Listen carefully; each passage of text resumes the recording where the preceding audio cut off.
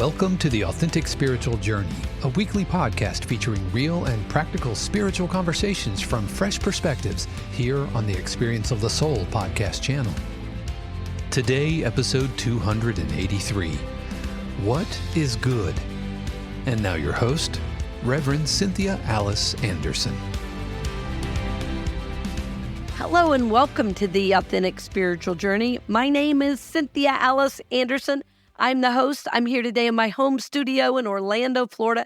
Today is a beautiful sunny day in Orlando. I was out this morning kayaking and being on the water. It was just a blast. So I hope wherever you are, you were having fun and that you were able to start the day off right with spending some time alone in your spiritual journey and perhaps enjoying all the good the universe has for you.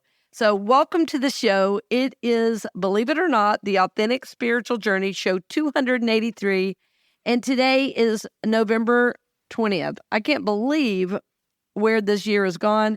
Anyway, friends, welcome to the show. It's like I'm already thinking about the end of the year, and between Thanksgiving and Christmas, it'll be a super busy time here in the U.S. I know if you're living abroad, you're saying, Thanksgiving? What is that? Anyway, so friends, we're glad you're along with us for the journey, and we're always honored to support you. We appreciate the opportunity to be there for you on the journey, to lift you up, and give you some things to think about. You know, as we're on this journey together, it's really wonderful to hear from you, and often when people send in financial support, they send a little note about what the show means and how they're applying it. So I thank you for that. I thank you for that, especially this time of year where we're really focusing on gratitude. It lifts my spirits and makes my heart grateful. So thank you so much. So today for show 283, the title of today is, What is Good? What is good? What is good? I don't know why that makes me laugh, but it does. What is good? So if I said to you right now, what is good in your life? What might you say? What is good in your life? Yeah, what might you say?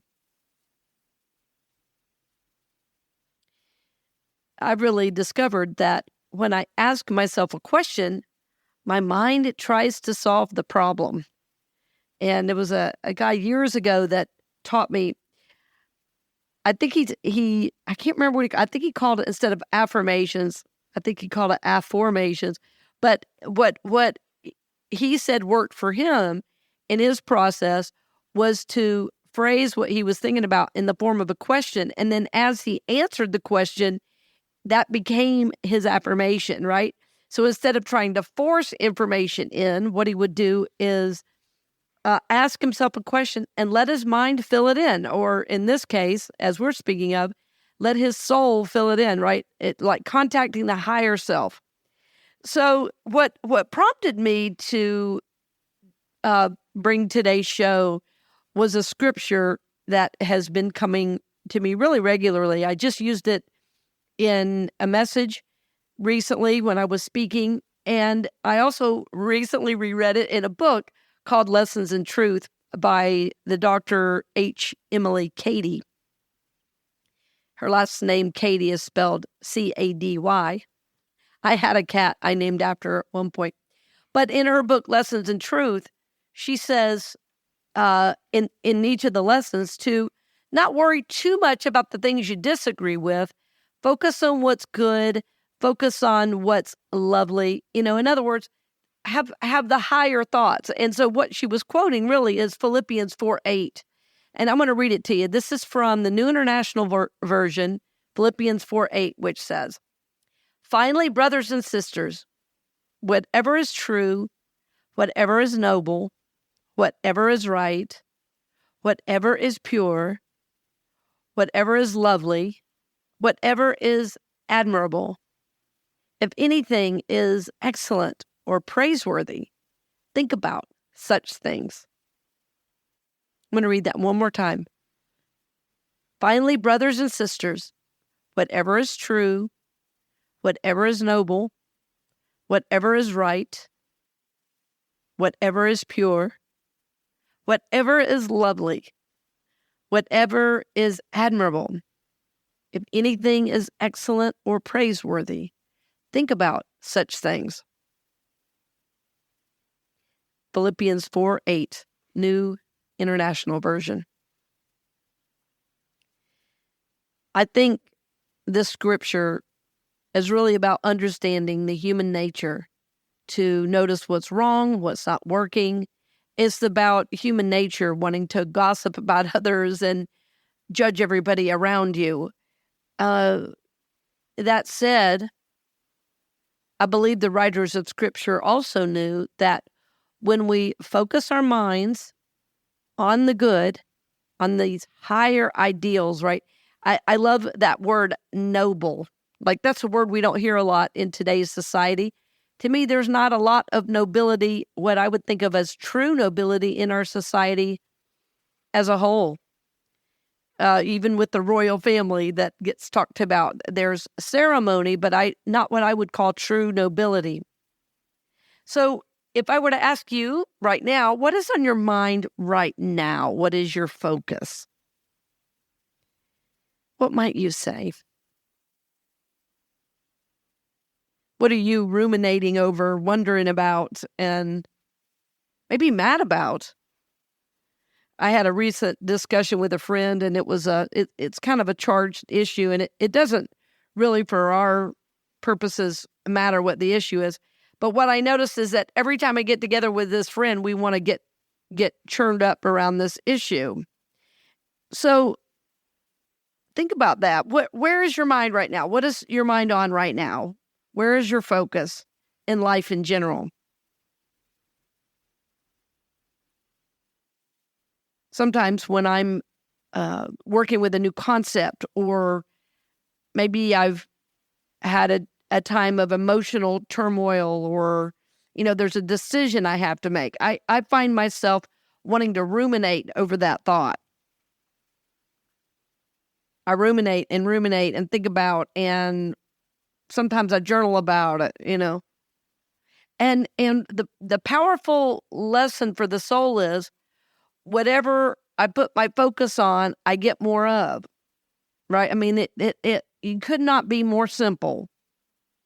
So put simply, whatever I put my focus on, that's what I get more of. And friends, that is truth.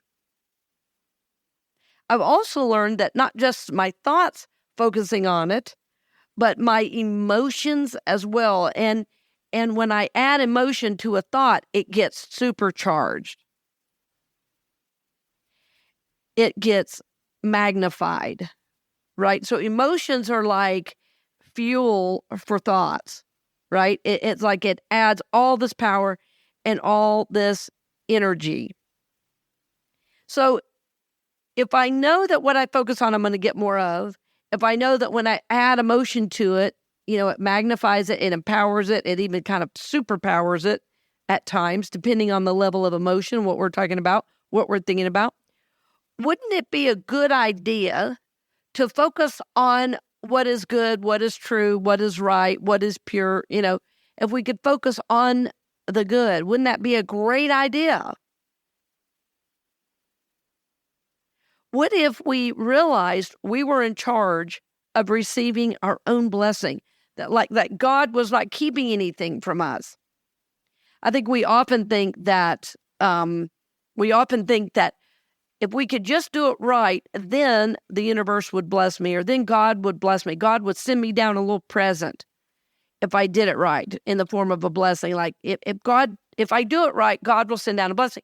What we forget is how powerful we are in terms of creating our own reality. And when we begin to consciously choose our thoughts, and you heard me kind of pause on that, when we consciously choose our thoughts, we are able to then magnify the energy. We are able to direct the energy to a certain situation, outcome, vision. We even, as we align our feelings, are in fact forming this vibrational reality that the universe has to answer. It's like we forget often that we live in a cause and effect universe. We live in a cause and effect universe, which means whatever we do, that's the energy we get back. As the scriptures say, forgive and you will be forgiven, judge and you will be judged. In the Eastern teachings, there's talk of karma, right? That's what the law of cause and effect is about. For every action, there's an equal and opposite reaction. This is what science tells us. So if you want more good in your life, friends, focusing on the good is going to help get you there. It won't be the only thing, but it will be an important indicator. It'll be an important practice. Let me say it this way. It'll be an important practice to begin to move you forward. You'll receive inward and outward affirmation and indicators that you're on the right track. And anytime you're heading a direction, anytime you're seeking to manifest, there's often something that also needs to be released in the process. So you're thinking about whatever's good, whatever's right, whatever's holy, whatever's lovely, whatever's true. As you're focusing on those things, it's like you're going to start to see a chasm between what's holy and what is not holy. You're going to see a separation between what is helping and what is not helping. So simple, right? You're going to see a difference between yes and yeah, but. So it's amazing how the mind and the emotions work in cooperation with the soul and its desire. I think I can say with confidence that each of us on the journey right now, especially each of us seriously on a journey to self-awareness, a journey of enlightenment, this journey of spirituality, that we really do seek to make the world a better place. We seek for life to work, for our relationships to be good, full of harmony and joy and fun and love. And certainly, we want inner peace. All of us, I would say, could agree to those things. So to do that, it's going to take daily practice. It's going to take conscious awareness. It is also going to take a great deal of spiritual fortitude and wisdom as you move through.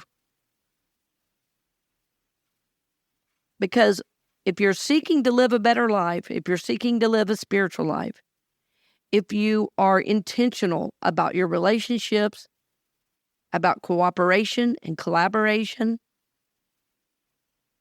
then to become a conscious being, you are going to want to align your thoughts, your feelings, your beliefs, and your ideas with this state of being and this state of consciousness.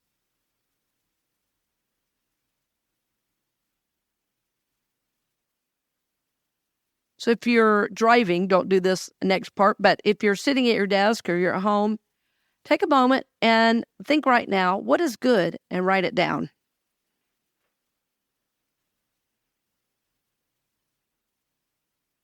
I'm doing that practice myself right now.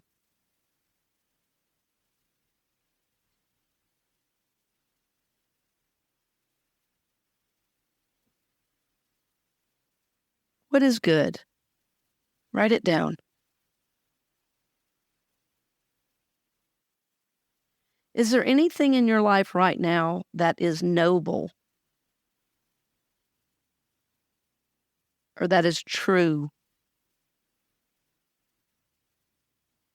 Think about that. What is true? What is noble?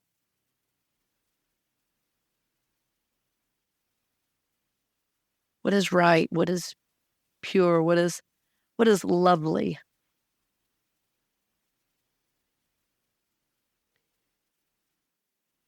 The interesting thing about Scripture, I know many of us have a tough history with the Bible, how it was possibly used against us.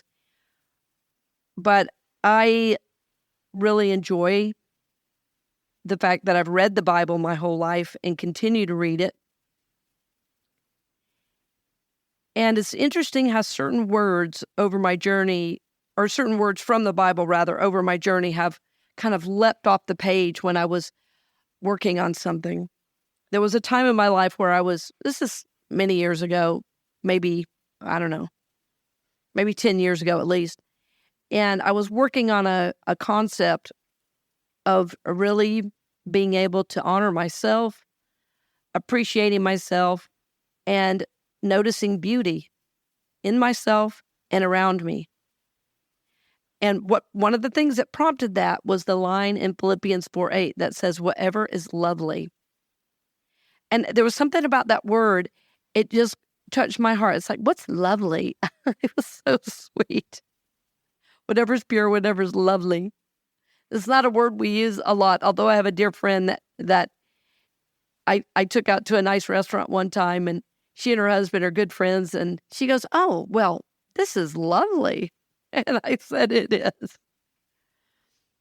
And I've noticed that when I surround myself with beautiful things, meaning friends, art, flowers, roses from my rose garden, or flowers in my home, I feel lifted. I feel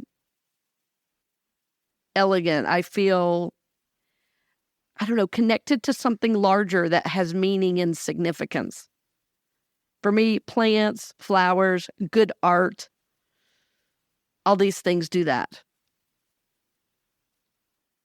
I have a family member who was an artist, and it was an aunt. She recently passed in the last year, and her art is all over my home. It's in my office. It's in my bathroom, my bedroom, my living room. I have many of her pieces. And one of the things she would do is she lived up in the mountains of North Carolina, and she would go down to the river. As a matter of fact, her sons taught me how to fish barehanded. Anyway, she'd go down to the river and find a piece of slate that was fairly flat and paint on it. As a matter of fact, I'll put a picture in the show notes. There's a small little painting in my office. It's a painting of a rose on a flat piece of slate from the river. And the fact that she saw beauty and something so gentle and graceful could belong on that, hard, ancient rock has always meant something to me. So I have it in my office as a reminder to grow. I have it in my office as a reminder of, our development as a soul. That rose is a perfect symbol of how our soul unfolds. It's just beautiful. So that one phrase, whatever is lovely, think on these things. So think about that. Is there anything in the scripture that might be speaking to you? It's so important as we develop on the spiritual journey to simply let ourselves wonder about such things. It's like give ourselves space to experience what might be here for me at this time. For you, a word might have jumped out like the word excellent. If anything is excellent or praiseworthy, like maybe you've been really down in the dumps and, you're having body image issues, or you're feeling like there's not enough money, or, something's really getting to you at work. Well, the way to turn that around, it's like, again, we're so in the driver's seat of the spiritual journey. The way to turn that around is to focus on what is excellent, to focus on what is praiseworthy, and then add that emotion to it, add that feeling to it, and see how that just shifts your perspective and state of mind. We've talked about this idea, on several occasions, and I keep coming back to in my work this idea of shifting mindset.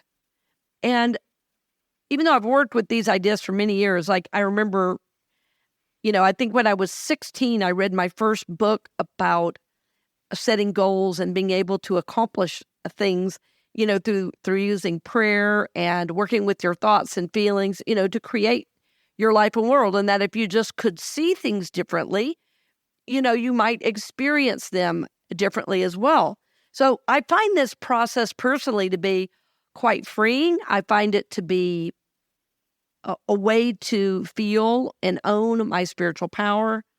I also find it to be exciting to see how the universe will support what it is I hold in mind, right? It assures me that I'm not alone. It assures me that I'm being guided. It assures me that the universe is interested in who I am and what I'm doing. It's like I just breathe a sigh of relief. I go, oh, yeah, good. It's like remembering to do this work.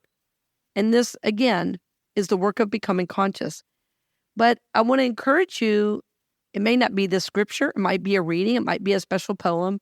I just find, as much as the Bible is misunderstood, I find that the Bible is full of wisdom for my life and for my world. This scripture has always meant a lot to me. It seems like the scripture itself is calling the people it's written to, the church at Philippi, and to me personally today, it's like something was written that long ago, right? Thousands, couple thousand years ago. It was written that long ago, and today it still has meaning. Well, to me, that is truth. To me, that is a higher way of being. And what I've noticed is that anything that is a high truth, some of the ideas that we have seen that, originate with Jesus have been continued through all the great leaders in history. All the great thinkers, from, scientists to theologians to nuns. I was thinking, of course, of Mother Teresa or Reverend Dr. Martin Luther King Jr. or Gandhi. That interestingly, all the same ideas begin to coalesce, and that not only are they the same ideas, but they are lasting from generation to generation. So my work as a soul is to see which piece of this wisdom is mine to really work at this time. And by work, I mean embody. Sometimes I say soul work and it sounds punitive. I don't mean for it to. Really what I'm saying is soul work is exciting. It's fun. It helps me grow. And sometimes one simple verse like this, Philippians 4:8.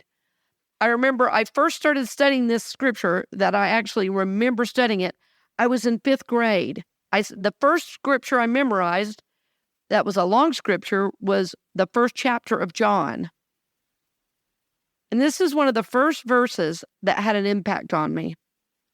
I felt like the scripture itself was saying, there's more to focus on than what's not working.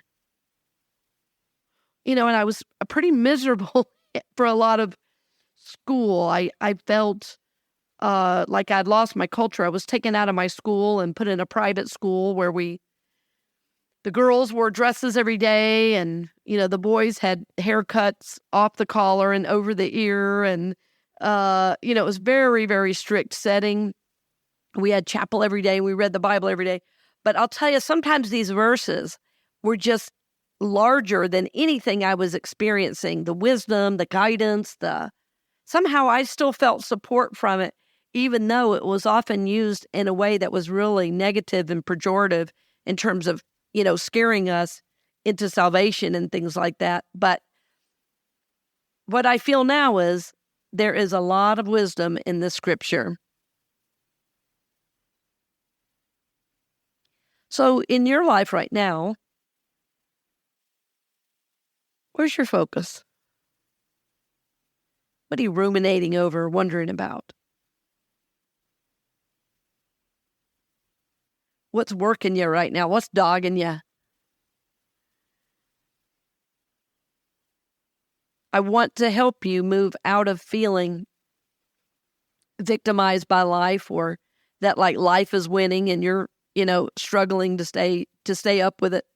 I want you to feel empowered by spiritual teaching, empowered by your own innate spiritual reality, that the energy that was known in Jesus the Christ is known in you, that the very presence of God in the universe is known in, through, and as you, that you yourself have so much power, and that the work becomes embodying that power and becoming really devoted to knowing it. I saw a motivational speaker, and I'm sorry, I can't remember his name right now. I always like to give credit, but he said, discipline brings devotion. And you hear me often say about, taking time every morning to do your spiritual work. And I think if we start there, that we are going to more and more become conscious of our spiritual power. I think more and more we're going to become aware of our holy self, and that more and more we are going to be able to be in the driver's seat of where we go in our lives, because we are conscious beings seeking to make a difference. We're conscious beings seeking to grow, prosper, and evolve. We are conscious beings seeking to make the world a better place simply by being in it. So friends, I want you to remember that whatever you find yourself focusing on, if it's negative, see if you can figure out a way to shift your perspective on that and focus on what's good. Yes, there may be things to release. That's a part of the process. But then as you start to focus on what's good, then back that up with your working with your emotion on it. Let your soul guide you in what yours to do now. Like, let your soul guide you in how you approach this new way of doing, this new way of being, and have your soul inform which of these aspects I talked about today might be yours to work on and embody. And you may have something totally different that I've said today. But what I'm talking about from the Bible, Philippians 4:8, is not a doing, it's really a being. And that being begins to saturate everything that we do. So I'm going to read it one more time for you to think about, is there an aspect of this verse that I'm supposed to pull out and work on? I'm working with the same idea for myself, and I'm going to be working with Spirit after this podcast. I'm going to be asking myself, okay, Spirit, is there something new from this verse, or do I have what I need? And is there another verse that's going to come forward to support me in my process? So again, from the scriptures, finally, brothers and sisters, whatever is true, whatever is noble, whatever is right, whatever is pure, whatever is lovely, whatever is admirable, if anything is excellent or praiseworthy, think about these things. My friends, this is my hope for you, that you will think about all the good, the true, the noble, the right, the pure, the lovely, the admirable, the excellent, and the praiseworthy, so that you can lift up your own life, so that you can be a light to yourself, to your family, and to the place in which you live and work. My hope is that as a community and as a world at large, that we can have more of us gathering together to do this work. As we do, we know the world will change for the better, lives will be changed and lifted, and in fact, of course, we'll receive a blessing, no doubt about that. So friend, I thank you for joining me. As always, it is my honor to support your spiritual journey. And again, if there's somebody you know that you think might benefit, hey, do a listen party or a watch party. That would be kind of fun. And if you ever want to gather a group together and you want me to jump on a quick Zoom call, I'd love to meet you in person. So just know that my goal is to support your journey, to lift up those that you live with, work with, and serve. And I'm happy and honored to do it. So thank you so much for listening today, dear friend. I look forward to seeing you next week, and blessings on the journey. We hope you've enjoyed this episode of The Authentic Spiritual Journey here on the Experience of the Soul podcast channel. This channel is made possible because of listeners just like you. If you would like to support the channel with your tax-deductible contribution on an ongoing basis or through a one-time gift, head over to experienceofthesoul.com/support. The Authentic Spiritual Journey is copyright 2023 Cynthia Alice Anderson, all rights reserved. Our theme music is composed by Dave Croft and used with permission from RR Hot Publishing. The Experience of the Soul podcast channel is a production of 818 Studios.